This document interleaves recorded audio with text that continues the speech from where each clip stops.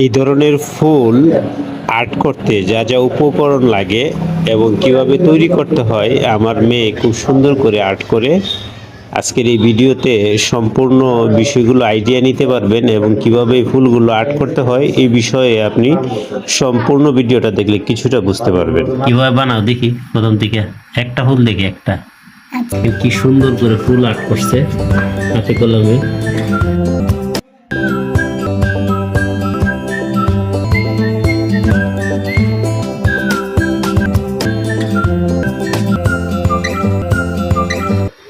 সন্তানের আর্ট করার জন্য বিভিন্ন ধরনের প্রোডাক্ট সরঞ্জামাদি দিতে হয়। শিশুদেরকে হাতে কলমে শেখানোর জন্য অনেক ধরনের প্রোডাক্ট দিতে হয়। তার মধ্যে দেখেন তারা যে আর্ট শিখতেছে নিজের হাতে কলমে শিখতেছে, এই জন্য